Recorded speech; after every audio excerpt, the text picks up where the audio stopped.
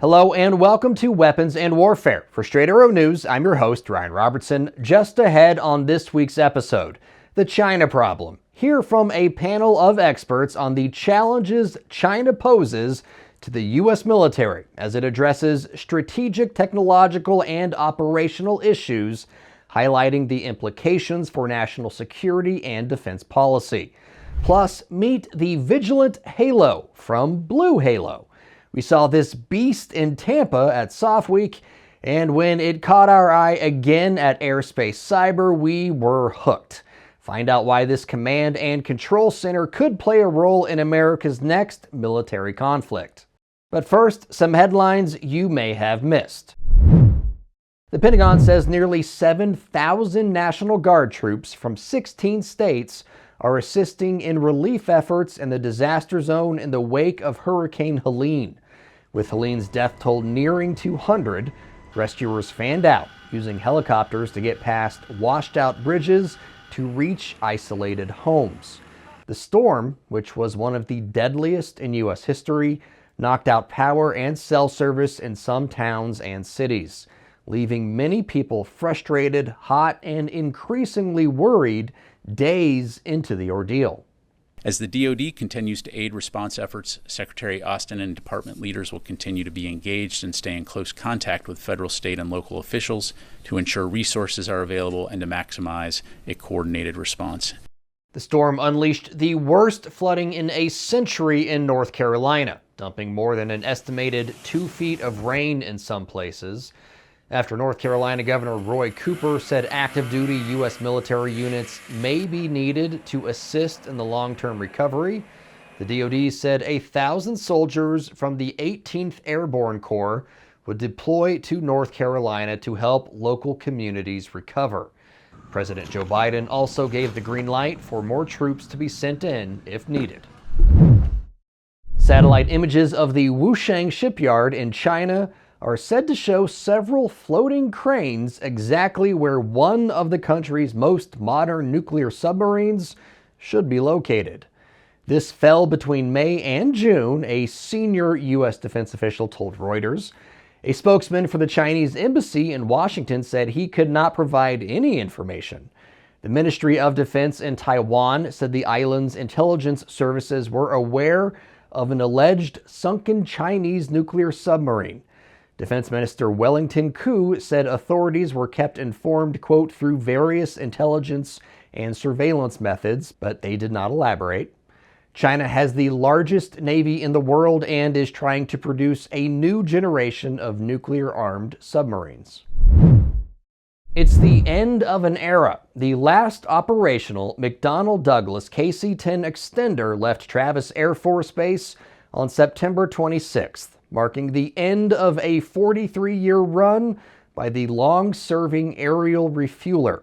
For more than 4 decades, the KC-10 played a key role in the mobilization of U.S. military assets, taking part in operations like the 1986 bombing of Libya, also known as Operation El Dorado Canyon.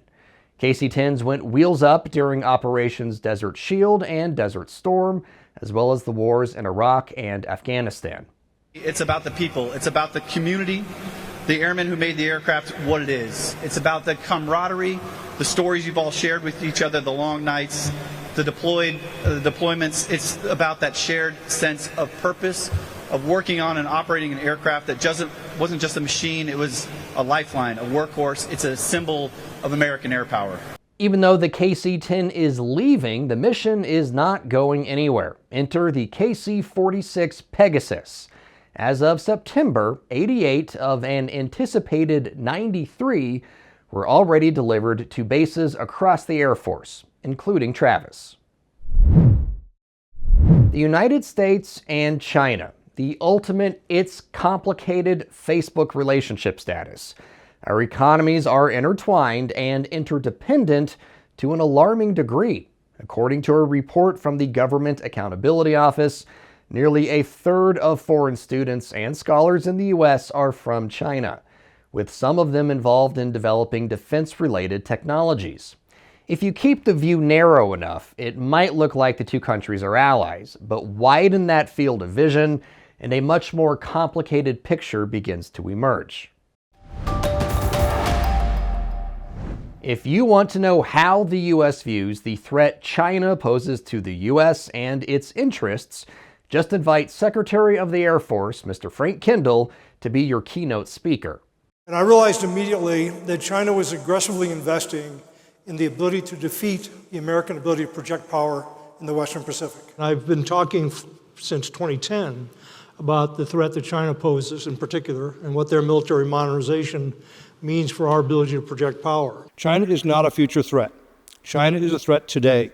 With that in mind, it should be no surprise some of the most knowledgeable and informed minds on the China threat were asked by the Air Force Association to sit on a panel at Airspace Cyber 2024, titled The China Problem. While each brought their own thoughts to the table, there is no doubt a consensus about where the U.S. is and where it needs to be.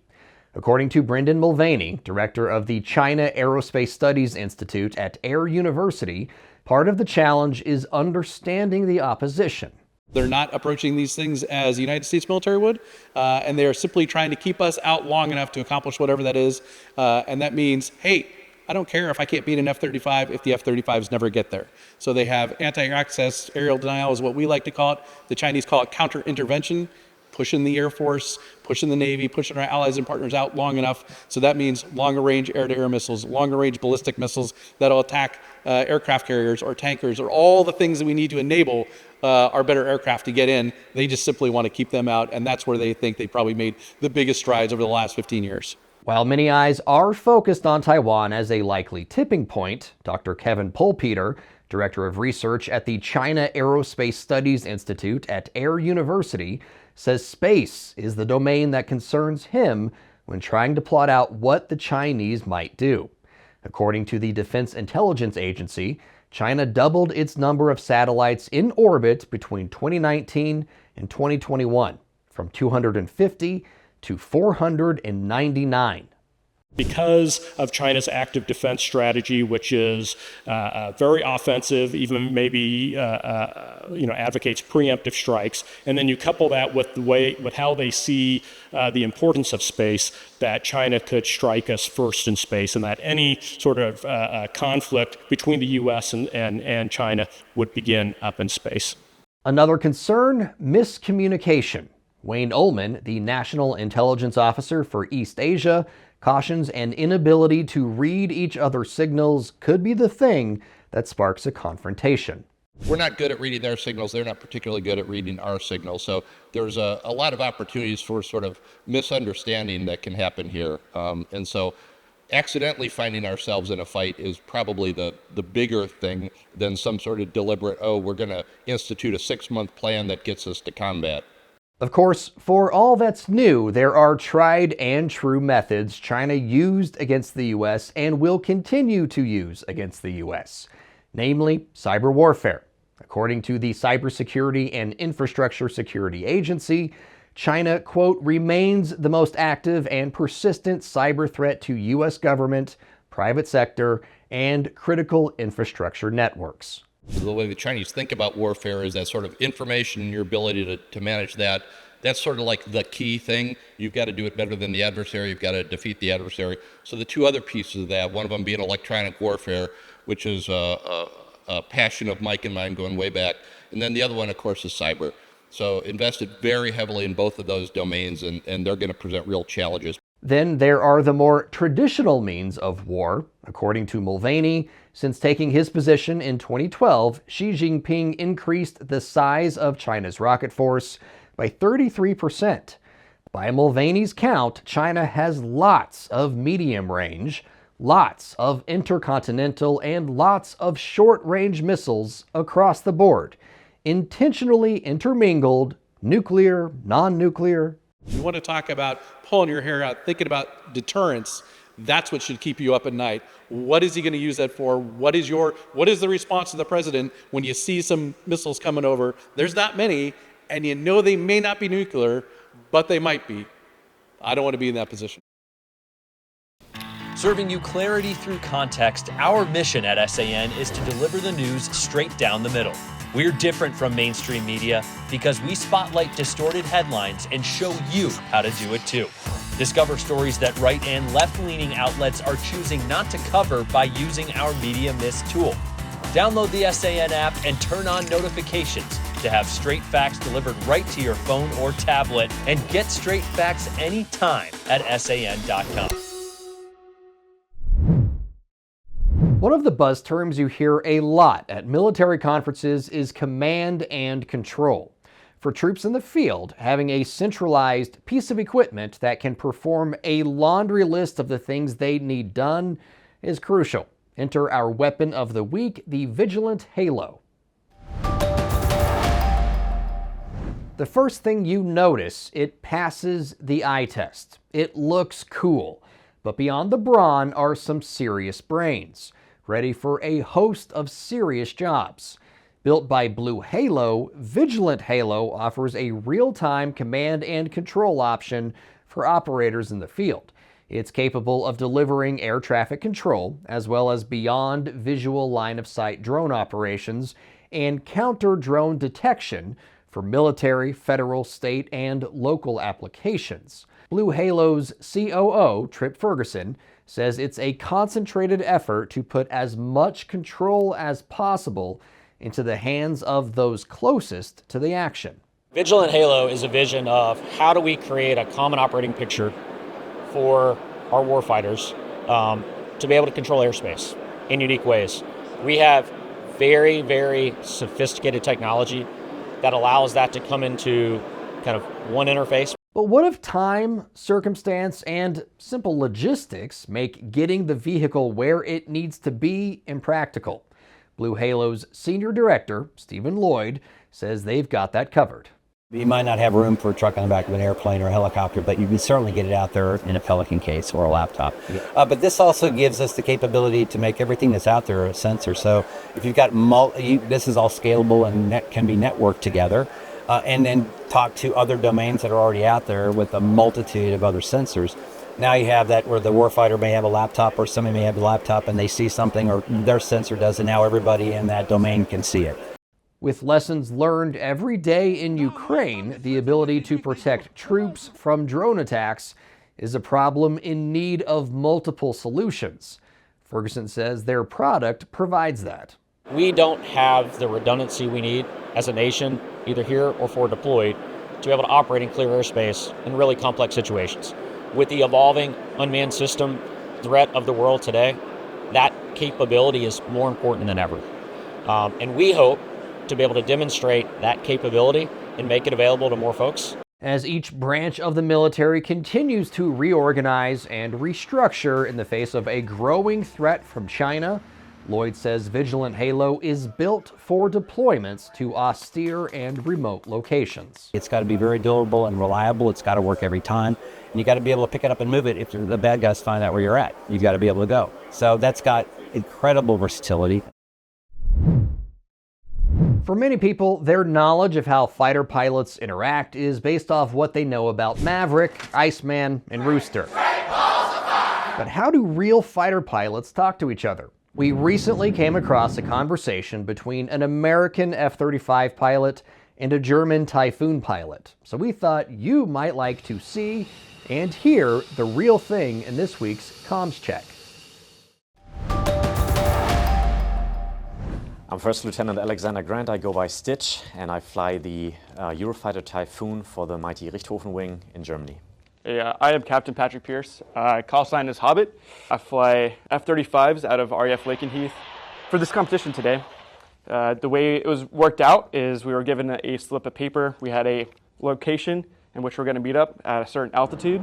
We would not know who we're fighting until we turned in and at the merge. So as our aircraft passed by each other, I'm like, oh boy, there's a Eurofighter, which is actually like pretty cool. I've never seen an F-35 so close. When we train in Germany, I only fight other Eurofighters, and you don't really understand what your advantage is. And today, with the Eurofighter having a little bit more thrust than the F-35, for example, I could definitely understand what the advantage of my aircraft is. And we were ever facing each other He would probably kill me beyond visual range even before I even knew he was there because of his stealth capability. I don't have that. So what it looked like today was a lot of one of these maneuvers in which Stitch here was saddled up behind me and is able to get a gun's employment. You can actually see the gun rounds counting down when I employ the gun, even though it's not loaded, it's just simulated. You can just feel it in like the pit of your stomach. You're like, man, this guy just won to fight and it hasn't even ended yet for another like minute or so. So the entire goal is like if you're defensive is to survive and then create an offensive scenario as much as possible. The best way to do that is put them out front, in which now you're no longer defensive and you're the offender. That was cheesy. He will probably be able to tell that I'm going in for guns by pointing my aircraft at him. And if I don't have my closure under control, I'm way too fast, he can basically just brake, and then I'm like, oh, and now I'm shooting behind his tail, and now I'm defensive. You're underneath a lot of G's, if you will. You're going through some pretty extreme flight dynamics. If you're 200 pounds, that equals, 1,800 pounds of like what your body feels like at that time. You're looking behind, you're looking up, you're looking around, and you're underneath that kind of strain. It puts a pretty big physical strain on your body. I would say I turn my head up to 7 Gs. After that, I don't do anymore, but that's not good for the neck, so.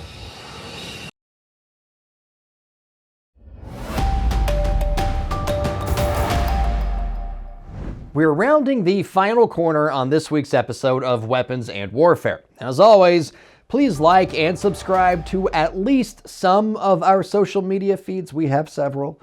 You can also email us directly, weaponsandwarfare@san.com.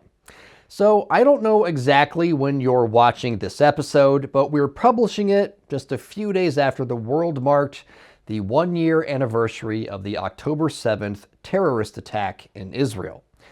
A year ago this week, a group of terrorists stormed into southern Israel, slaughtered more than 1,200 innocent people, and kidnapped another 250. Over the course of the last year, which included just one ceasefire, 117 hostages came home alive. 37 came home dead. That means there are around 100 hostages still in Gaza by Israel's tally. At least half of those people are believed to still be alive. But neither Hamas nor Israel seem willing to make a deal for their release. Hamas is holding the hostages to negotiate an end to the war and an Israeli withdrawal from Gaza. Israel says it won't stop fighting until Hamas is completely destroyed, which means for more than a year, dozens of innocent Israelis and 7 Americans have been tortured, starved, kept from their families in underground tunnels, or in some cases, the homes of Hamas sympathizers and militants still living in Gaza. I don't know what the right answer is. I don't have access to the same intelligence Benjamin Netanyahu has. So I don't know if putting pressure on Hezbollah in Lebanon will actually help with the hostage situation in Gaza. But I do know tens of thousands of people are dead as a direct result of October 7th. A ground invasion was launched into Gaza to rout out Hamas and free the hostages. But as painful as it is for those families to accept, it would seem their loved ones are no closer to going home today than they were more than a year ago. And that is one of the greatest tragedies in all of this. There are such things as noble fights. But if the noble fighter loses sight of why they decided to fight in the first place, they're lost. For senior producer Brett Baker, video editor Brian Spencer, and graphics artist Dakota Patillo, I'm Ryan Robertson, Mistratoro News, signing off.